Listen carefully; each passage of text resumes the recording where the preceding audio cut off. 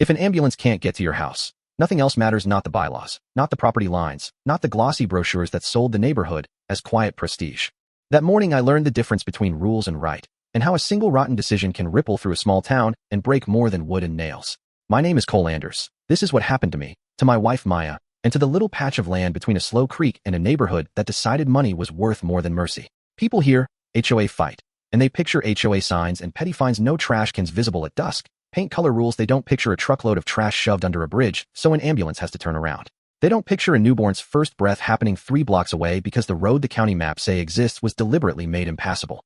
This story starts small, a wooden footbridge, a family's habit of crossing it for generations, and then the noise gets louder and louder, and by the time the law shows up, it's already too late to be polite. I grew up on Hollowfield Farm. It's the kind of place where the fence posts lean the way your granddaddy leaned on them. Same tilt, same stubbornness. My father built the little bridge over Dry Creek so my grandfather could get to his shipping barn without waiting. And when my father died, he left it to me like he left everything else in the language of work, not of paper. To me, it was a line you crossed to get home. To the people across the water, it was an affront. There was a subdivision, Meadow Ridge, with manicured lawns and matching mailboxes, and someone decided they didn't like seeing a rickety span and a pickup truck on the other side. Vivian Crow was Meadow Ridge's president. She had that kind of look that organizes people without asking, tight chignon, sharp blazer, a smile that filed your edges down into something manageable. Vivian was also the kind of person who kept a ledger in her head. She liked numbers and control and the idea of everything having its proper place.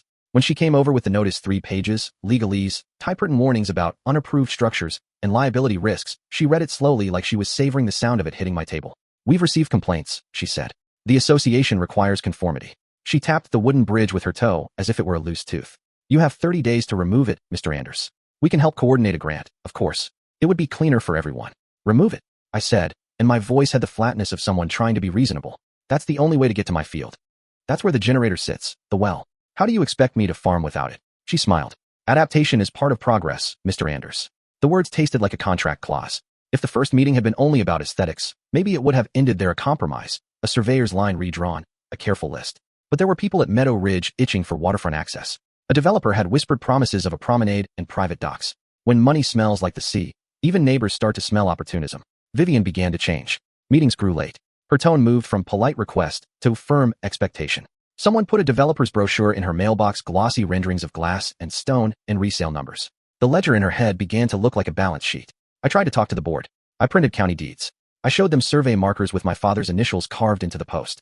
I signed affidavits. I went to the county clerk and pulled old maps that showed the right-of-way.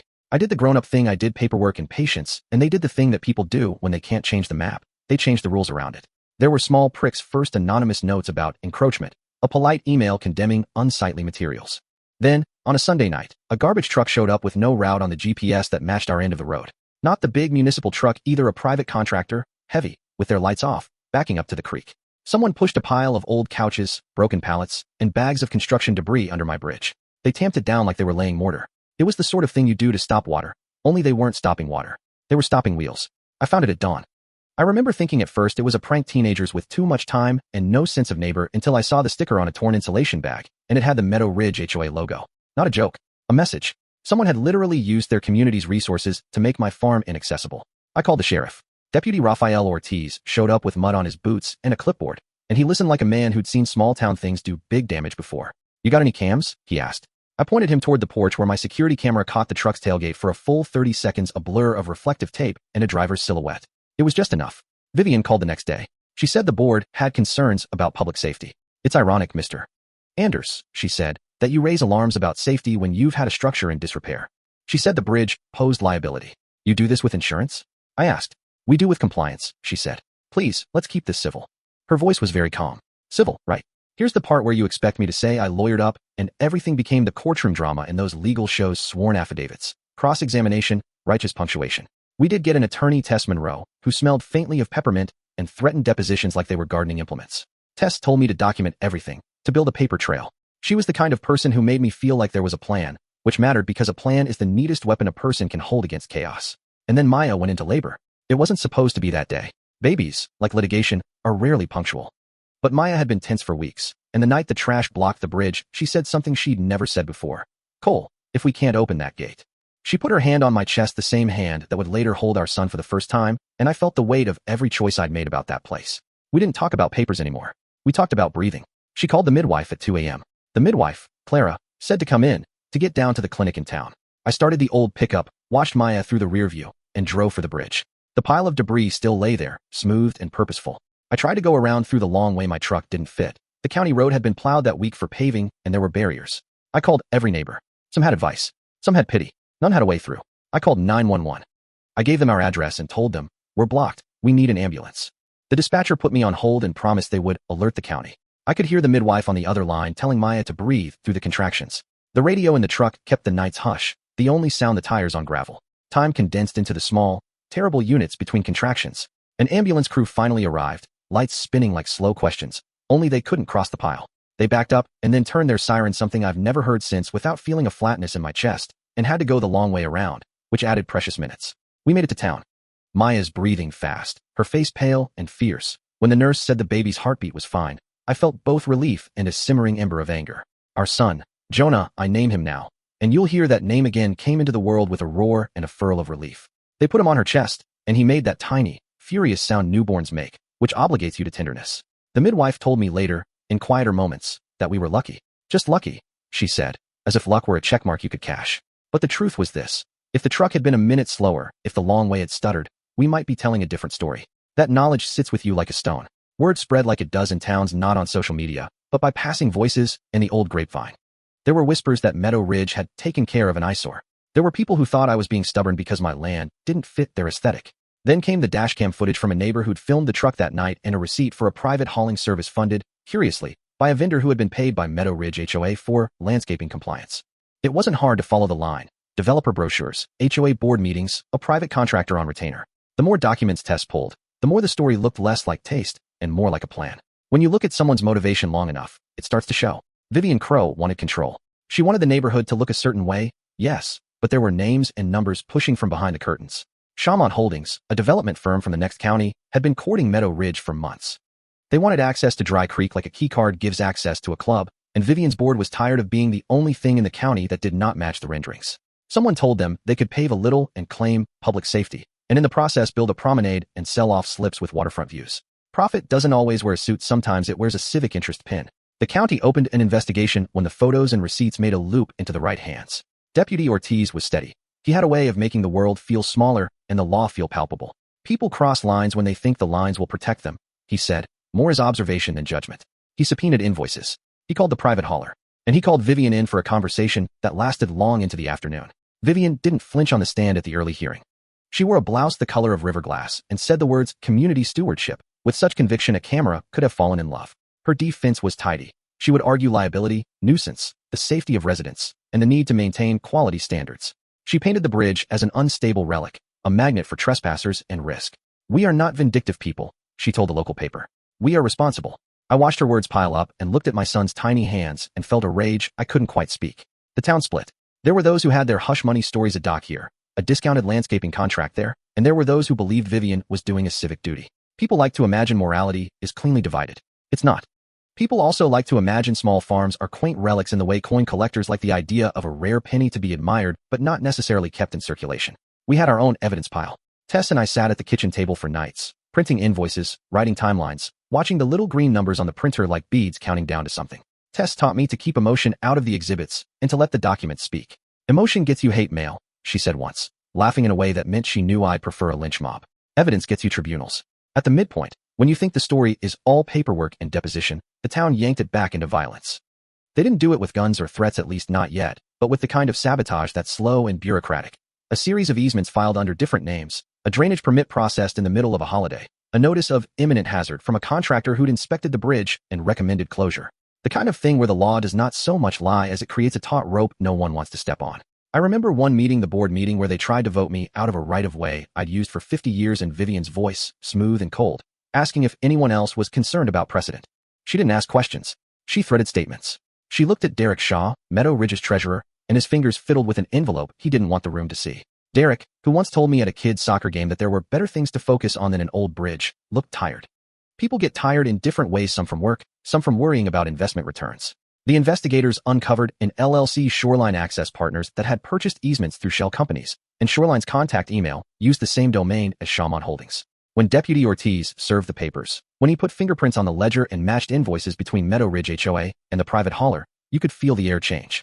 This wasn't just a spat over a rickety boardwalk. This was a plan to consolidate waterfront access and flip it into an asset. And in the middle, a farm family had just had a baby who almost didn't have the ambulance route. Courtroom days are an odd animal. You think they'll be dramatic because of the television shorthand, gavel, angry testimony, dramatic reveals. Some of it is that, but a lot of it is quiet, the slow, grinding work of aligning dates, of showing that one person's signature on a contract matches another person's bank deposit. Tess called it making the dots look like a constellation. The prosecutor, Marcia Nguyen, was meticulous. She put up timelines that moved like a train. Here, she said, pointing at a projection, is the night the truck arrived.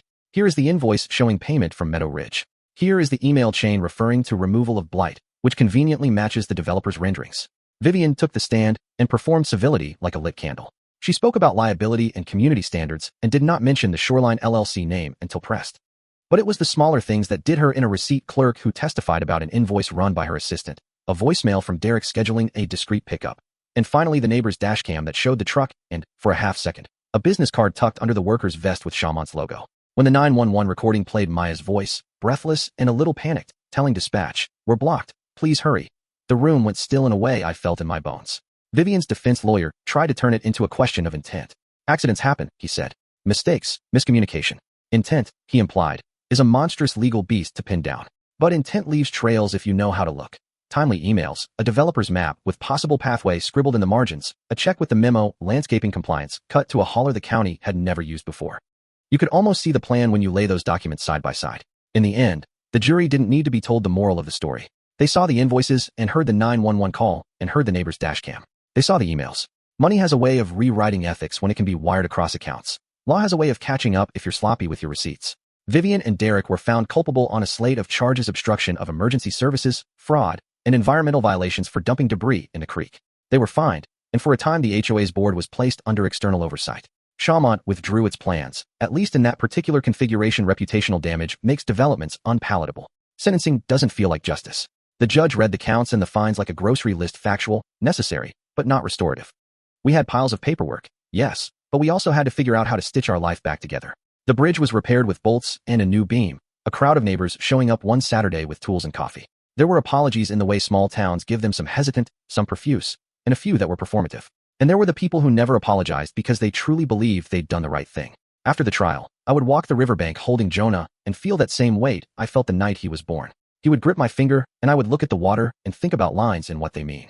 My father had left me a life built on the assumption that some things are passed down not as documents, but as practice. This is how you feed the animals. This is where you plant the corn. This is how you cross the creek. The law had to be convinced, and the law had to be waged, but there was also the work of neighborhood repair that the law didn't cover. Trust, neighbors sharing knowledge of where the fence posts were, kids learning that property wasn't something to quarrel over like a last slice of pie. I won't romanticize it.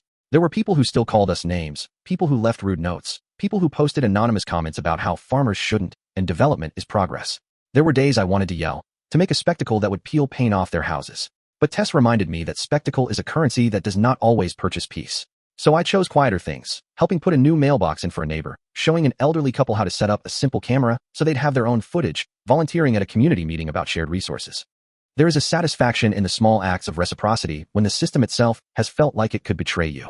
I also learned about the many faces of motive. Vivian wanted control and perhaps security for her mortgage-backed life. Derek wanted stability and maybe a bonus for a smooth development. The developer wanted a return on capital, a cold, arithmetic desire that does not factor in axles or ambulances. But there were neighbors who voted blindly because they wanted a safe, orderly street and didn't want the ugly edge of a working farm in their rear view. Sometimes people choose comfort without thinking about the human cost. Sometimes they choose the path of least friction because paying attention is tiring. A few months after court, there was a town hall meeting about new bylaws. The politicians and developers were there. Sure, they always are, but so were a lot of other faces. Farmers, teachers, the midwife who'd driven that night, Deputy Ortiz, people from the landscaping co-op who'd done the cleanup. The meeting got loud. Some people wanted strict rules to prevent future disputes. Others wanted stronger channels for negotiation and clearer emergency routes written into HOA covenants. I stood up and I spoke, not with the voice of a man who'd always been wronged, but as someone who'd been surprised by how vulnerable quiet life can be. You can't paper over infrastructure, I said. You can't put compliance forms where ambulances should be. If your bylaws don't include ways to handle emergencies, then your bylaws are the problem. New language was drafted. Mandatory emergency access corridors, a county-certified review for any changes that impeded public right-of-way, and an opt-in community mediation process for conflicts that should be resolved without lawyers. The bylaws don't heal the harm, but they make the next harm harder to inflict. The last scene I want you to imagine is small and quiet. It's another autumn, the river carrying leaves like loose coins, and Jonah is old enough to kick a ball and laugh at his own feet. He knows the bridge. Sometimes he runs ahead of me and I call out, and he sticks his tongue out and keeps going. One evening, Vivian came by the edge of the field. She was older in a way that comes from stress. The lines at the corners of her mouth were not as smooth as before. We didn't hug. We didn't make speeches. We nodded. I accepted it because I've learned that repentance is often messy. Here's what I want you to take with you. Rules are tools, and tools can build or they can wound. When people wield rules without humility, without seeing the person on the other side of a rule, they can cause harm they never intended. And when money and convenience get together, they can craft an atmosphere where ethics become negotiable. It's not just about bridges and bylaws. It's about the decisions we make when the map says, this is none of your business, and the person in front of you is being hurt because of that map. So here's my ask, and I mean really ask, not in the like and subscribe kind of way, but in the way you lean forward when someone tells you something true. Tell me what you would have done. Should the HOA have ever been allowed to act unilaterally? Is modernization worth a life, or even a narrow brush with it? How much should a community be able to dictate the appearance of the land at the expense of safety? And most importantly, how do we hold people accountable when progress hides profit under the guise of civic duty? If you take anything from this, let it be this. Pay attention to the slow things. The small, bureaucratic decisions where a check is written, where a permit is signed. They sound boring, but they are where trouble hides. If you live anywhere near an HOA, look at your bylaws and see if emergency access is explicit. Ask your local officials what stopgaps are in place. Sometimes you find the courage to take a stand because it's the only way to hold on to the thing you love: a bridge, a baby, a farm. Sometimes you find the courage to sit down and make a new map that includes the people who've been missing. For us, the bridge stayed. For Vivian and Derek, the law had its say. For the developers, the market moved on. There are always other beaches. If you have a story like this, a small thing the town tried to take from you, or a place where rules suited some and left others out, tell it. Put it in the comments. Debate. Tell me where you think the line is between improvement and exploitation. Tell me if you think I should have done anything differently. Do you make room for neighbors who don't fit the renderings? Do you think an HOA should have the power to remove access without notice? And if you liked hearing this, if it touched something in you, even if it made you mad, share it. Talk about it at your next meeting. Ask the people in charge how they'd handle an ambulance being blocked. These small acts are the way we make sure other families don't have to learn the hard lesson we did. That a bridge is not an ornament. It's a lifeline. And that rules without conscience will, sooner or later, be the kind of architecture that breaks people. Thanks for listening.